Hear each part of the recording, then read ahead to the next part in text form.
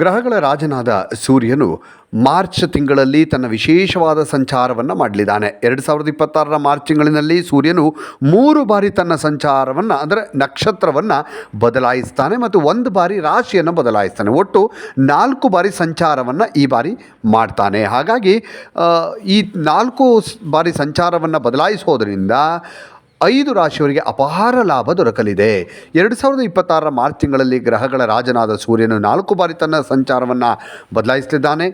ಮೊದಲನೇದಾಗಿ ಮಾರ್ಚ್ 5ನೇ ತಾರೀಕು ರಾತ್ರಿ 1 ಗಂಟೆಗೆ ಸೂರ್ಯನು ಪೂರ್ವಭಾದ್ರ ನಕ್ಷತ್ರವನ್ನು ಪ್ರವೇಶ ಮಾಡಿದ್ದಾನೆ. ಈಗಾಗಲೇ ಆಗಿಬಿಟ್ಟಿದೆ ಅದು. ಇದರ ನಂತರ ಮಾರ್ಚ್ 15ನೇ ತಾರೀಕಿಗೆ 1 ಗಂಟೆ 8 ನಿಮಿಷಕ್ಕೆ ಸೂರ್ಯನು ಮೀನರಾಶಿಯಲ್ಲಿ ತನ್ನ ಚಲನೆಯನ್ನು ಮಾಡ್ತಾನೆ. ನಂತರ ಮಾರ್ಚ್ 18ರ ಬೆಳಿಗ್ಗೆ 9 ಗಂಟೆ 27 ನಿಮಿಷಕ್ಕೆ ಗ್ರಹಗಳ ರಾಜನಾದ ಸೂರ್ಯನು ಉತ್ತರ ಭಾದ್ರಪದ ನಕ್ಷತ್ರವನ್ನು ಪ್ರವೇಶ ಮಾಡ್ತಾನೆ. ಇದಾದ ಬಳಿಕ ಮಾರ್ಚ್ ತಿಂಗಳ ಕೊನೆಯಲ್ಲಿ ಅಂದರೆ ಮಾರ್ಚ್ 31ನೇ ತಾರೀಕು ಸಂಜೆ 8 ಗಂಟೆ 15 ನಿಮಿಷಕ್ಕೆ ಅಂದರೆ ರಾತ್ರಿ 8 ಗಂಟೆ 15 ನಿಮಿಷಕ್ಕೆ ಸೂರ್ಯನು ರೇವತಿ ನಕ್ಷತ್ರವನ್ನು ಪ್ರವೇಶ ಮಾಡ್ತಾನೆ. ಸೂರ್ಯನು 4 ಬಾರಿ ತನ್ನ ನಕ್ಷತ್ರವನ್ನು ಅಂದರೆ ನಕ್ಷತ್ರ ಮತ್ತು ರಾಶಿಯನ್ನು ಚೇಂಜ್ ಮಾಡೋದರಿಂದಾಗಿ ಈ ಯಾವ 5 ರಾಶಿಗೆ ಸೇರಿದ ಜನರಿಗೆ ವೃತ್ತಿ ಜೀವನದಲ್ಲಿ ಪ್ರಗತಿ, ಆತ್ಮವಿಶ್ವಾಸ, ಯಶಸ್ಸು ಮತ್ತು ಆರ್ಥಿಕ ಪ್ರಗತಿ ದೊರಕಲಿದೆ ಅನ್ನೋದನ್ನು ನೋಡ್ತಾ ಹೋಗೋಣ. ಮೊದಲಿಗೆ ಮಿಥುನ ರಾಶಿ.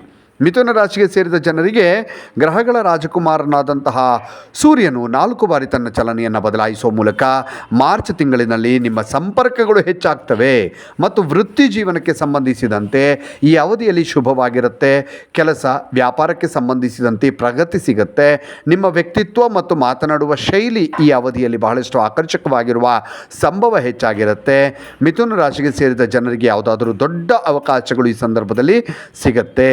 ಹಾಗೆ ಈ ಅವಧಿಯಲ್ಲಿ ಒಂದಕ್ಕಿಂತ ಹೆಚ್ಚಿನ ಮಾರ್ಗಗಳಿಂದ ನಿಮಗೆ ಧನ ಸಂಪತ್ತನ್ನು ಗಳಿಸುವ ಯೋಗ ನಿರ್ಮಾಣಗೊಳ್ಳುತ್ತೆ. ಇನ್ನು ಸಿಂಹರಾಶಿಗೆ ಸೇರಿದ ಜನರಿಗೆ ನಿಮ್ಮ ರಾಶಿಯ ಅಧಿಪತಿಯು ಗ್ರಹಗಳ ರಾಜನಾದ ಸೂರ್ಯದೇವನಾಗಿದ್ದಾನೆ. ಹಾಗಾಗಿ ಸೂರ್ಯನ 4 ಬಾರಿ ಸಂಚಾರದಿಂದಾಗಿ ಸಿಂಹರಾಶಿಗೆ ಸೇರಿದ ಜನರ ನಾಯಕತ್ವದ ಸಾಮರ್ಥ್ಯ ಮತ್ತಷ್ಟು ಹೆಚ್ಚಾಗುವ ಸಂಭವ ಇದೆ.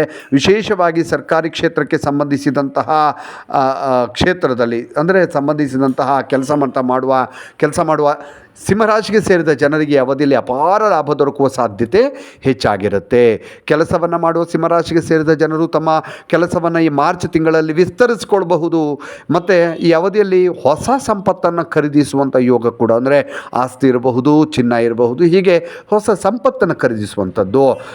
ಮತ್ತು ಸೂರ್ಯದೇವನ ಕೃಪೆಯಿಂದಾಗಿ ಸಿಂಹರಾಶಿಯವರ ಈ ಒಂದು ಅವಧಿ ಅನ್ನುವಂಥದ್ದು ಬಹಳ ಒಂದು ಲಾಭದಾಯಕ ಅವಧಿ ಅಂತ ಹೇಳಬಹುದು. ಇನ್ನು ತುಲಾರಾಶಿಗೆ ಸೇರಿದ ಜನರಿಗೆ ವೃತ್ತಿ ಜೀವನಕ್ಕೆ ಸಂಬಂಧಿಸಿದಂತೆ ಈ ಅವಧಿ ಬಹಳಷ್ಟು ಶುಭವಾಗಿರುತ್ತೆ. ಮಾರ್ಚ್ ತಿಂಗಳಿನಲ್ಲಿ ತುಲಾರಾಶಿಗೆ ಸೇರಿದ ಜನರಿಗೆ ಸೂರ್ಯದೇವನ ಅನುಗ್ರಹದಿಂದಾಗಿ ಹಠಾತ್ ದೊಡ್ಡ ಲಾಭ ದೊರಕುತ್ತೆ. ಹಾಗೂ ಪಾಲುದಾರಿಕೆಯಲ್ಲಿ ಕೆಲಸವನ್ನು ಮಾಡುವ ಈ ತುಲಾರಾಶಿಗೆ ಸೇರಿದ ಜನರಿಗೆ ಸಾಕಷ್ಟು ಶುಭ ಫಲಗಳ ಪ್ರಾಪ್ತಿಯಾಗುವ ಯೋಗ ಕೂಡ ಲಭಿಸುತ್ತೆ. ಹಾಗೆ ಈ ಸಮಯ ಹೂಡಿಕೆಯನ್ನು ಮಾಡೋದಕ್ಕೆ ಬಹಳಷ್ಟು ಉತ್ತಮವಾಗಿರುತ್ತೆ. ಮಾರ್ಚ್ ತಿಂಗಳಿನಲ್ಲಿ ನಿಮಗೆ ಮಾರ್ಚ್ ತಿಂಗಳಲ್ಲಿ ಸೂರ್ಯನ ವಿಶೇಷ ಅನುಗ್ರಹ ನಿಮಗೆ ಶುಭ ಪ್ರಭಾವವನ್ನು ಕೊಡುತ್ತೆ. ನಿಮಗೆ ಸಂಬಂಧಗಳಲ್ಲಿ ಪ್ರೀತಿ ಇನ್ನಷ್ಟು ಹೆಚ್ಚಾಗುತ್ತೆ. ಹಾಗೆ ಅಪೂರ್ಣ ಕೆಲಸಗಳೆಲ್ಲವೂ ಕೂಡ ಈ ಅವಧಿಯಲ್ಲಿ ಪೂರ್ಣಗೊಳ್ಳೋದರಿಂದ ನೆಮ್ಮದಿಯಿಂದ ಕೂಡಿದ ಜೀವನವನ್ನು ನಡೆಸುವ ಅವಕಾಶ ಸಿಗುತ್ತೆ. ಇನ್ನು ಧನುರಾಶಿಗೆ ಸೇರಿದ ಜನರಿಗೆ ಸೂರ್ಯನ ನಕ್ಷತ್ರ ಮತ್ತು ರಾಶಿ ಬದಲಾವಣೆ ಅದೃಷ್ಟದ ಸಂಪೂರ್ಣ ಬೆಂಬಲವನ್ನು ಕೊಡುತ್ತೆ. ಹಾಗೆ ನಿಮಗೆ ಇಲ್ಲಿ ಈ ಒಂದು ಧನುರಾಶಿಗೆ ಸೇರಿದ ಜನರಿಗೆ ಎಲ್ಲ ಕೆಲಸಗಳಲ್ಲೂ ಲಾಭ ಲಭಿಸುವ ಸಾಧ್ಯತೆ ಇದೆ. ವಿಶೇಷವಾಗಿ ಮಾರ್ಚ್ ತಿಂಗಳಿನಲ್ಲಿ ಧನುರಾಶಿಗೆ ಸೇರಿದ ವಿದ್ಯಾರ್ಥಿಗಳು ಉತ್ತಮ ಸಮಯವನ್ನು ಹೊಂದಿರ್ತಾರೆ. ಓದು, ಪರೀಕ್ಷೆ, ಸಂದರ್ಶನಗಳಲ್ಲಿ ಅಂದರೆ ಇಂಟರ್ವ್ಯೂಗಳಲ್ಲಿ ನಿಮಗೆ ಯಶಸ್ಸು ದೊರಕುತ್ತೆ. ಹಾಗೆ ಧನುರಾಶಿಗೆ ಸೇರಿದ ಜನರಿಗೆ ಧಾರ್ಮಿಕ ಯಾತ್ರೆಗೆ ಪ್ರಯಾಣಿಸುವಂಥ ಎಲ್ಲರೂ ತೀರ್ಥಕ್ಷೇತ್ರಗಳಿಗೆ ಅಥವಾ ಧಾರ್ಮಿಕ ಕ್ಷೇತ್ರಗಳಿಗೆ ಪ್ರಯಾಣಿಸುವ ಯೋಗ ಇದೆ.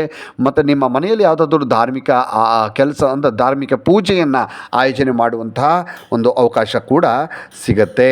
ಇನ್ನು ಮಕರ ರಾಶಿಗೆ ಸೇರಿದ ಜನರಿಗೆ ಮಾರ್ಚ್ ತಿಂಗಳಿನಲ್ಲಿ ನಿಮ್ಮ ಕಠಿಣ ಪರಿಶ್ರಮಕ್ಕೆ ಪೂರ್ಣ ಫಲ ದೊರಕುವ ಸಾಧ್ಯತೆ ಇದೆ, ಸಾಕಷ್ಟು ಹೆಚ್ಚಾಗಿರುತ್ತೆ. ಹಾಗೆ ಹೊಸ ಕೆಲಸವನ್ನು ಹುಡುಕ್ತಾ ಇರುವಂಥ ಮಕರ ರಾಶಿಗೆ ಸೇರಿದ ಜನರಿಗೆ ಈ ಸಂದರ್ಭದಲ್ಲಿ ಉತ್ತಮ ಉದ್ಯೋಗ ದೊರಕುವ ಒಂದು ಯೋಗ ಕೂಡ ಇದೆ. ಹಾಗೆ ಈ ಸಂದರ್ಭದಲ್ಲಿ ಮಕರ ರಾಶಿಗೆ ಸೇರಿದ ಜನರು ಹೊಸ ಕೆಲಸ ಅಥವಾ ಬಡ್ತಿಗಾಗಿ ಪ್ರಯತ್ನವನ್ನು ಮಾಡ್ತಾ ಇದ್ದರೆ ನಿಮಗೆ ಖಂಡಿತ ಯಶಸ್ಸು ಸಿಗುತ್ತೆ. ಮಕರ ರಾಶಿಗೆ ಸೇರಿದ ಜನರ ಆರ್ಥಿಕ ಸ್ಥಿತಿಯಲ್ಲಿ ಈ ಸಂದರ್ಭದಲ್ಲಿ ಬಹಳಷ್ಟು ಬಲಗೊಳ್ಳುತ್ತೆ. ಹಾಗೆ ಅದೃಷ್ಟದ ಸಂಪೂರ್ಣ ಬೆಂಬಲವನ್ನು ಈ ಅವಧಿಯಲ್ಲಿ ನೀವು ಪಡಿಬಹುದು. ಸೂರ್ಯದೇವನು ಆತ್ಮವಿಶ್ವಾಸ, ಯಶಸ್ಸು, ಆರೋಗ್ಯ ಮತ್ತು ತಂದೆ ಪ್ರತಿನಿಧಿಸ್ತಾನೆ, ತಂದೆಯ ಒಂದು ಸ್ಥಾನವನ್ನು ಪ್ರತಿನಿಧಿಸ್ತಾನೆ. ಹಾಗಾಗಿ ಸೂರ್ಯದೇವನ ಕೃಪೆಗೆ ಪಾತ್ರರಾಗಲು ಈ ರಾಶಿಗಳಿಗೆ ಸೇರಿದ ಜನರ ಸೂರ್ಯದೇವನಿಗೆ ತಾಮ್ರದ ಪಾತ್ರೆಯಲ್ಲಿ ನೀರನ್ನು ಅರ್ಪಿಸಬೇಕು. ಹಾಗೆ ಸೂರ್ಯದೇವನು ನಿಮ್ಮ ಜಾತಕದಲ್ಲಿ ಉತ್ತಮ ಸ್ಥಾನದಲ್ಲಿ ಇಲ್ಲದಿದ್ದರೆ, ಈ ವೃತ್ತಿಯಲ್ಲಿ ಅಡೆತಡೆಗಳು ಎದುರಾಗ್ತಾ ಇದ್ದರೆ, ಪ್ರತಿನಿತ್ಯ ನೀವು ಬೆಳಿಗ್ಗೆ ಆದಿತ್ಯ ಹೃದಯ ಸ್ತೋತ್ರವನ್ನು ಪಠಿಸೋದು ಬಹಳ ಒಳ್ಳೆಯದು. ಇದರಿಂದ ವಿವಿಧ ಕ್ಷೇತ್ರದಲ್ಲಿ ಲಾಭ ದೊರಕುವ ಯೋಗ ನಿಮಗೆ ನಿರ್ಮಾಣಗೊಳ್ಳುತ್ತೆ. ಇನ್ನಷ್ಟು ವಿಡಿಯೋಗಳಿಗಾಗಿ ಮೀಡಿಯಾ18 ಕರ್ನಾಟಕ ಚಾನಲನ್ನು ಸಬ್ಸ್ಕ್ರೈಬ್ ಮಾಡಿ ಹಾಗೂ ಹೊಸ ಹೊಸ ವಿಡಿಯೋಗಳ ಅಪ್ಡೇಟ್ಗಳಿಗಾಗಿ ಬೆಲ್ ಐಕನನ್ನು ಕ್ಲಿಕ್ ಮಾಡಿ. Thank you.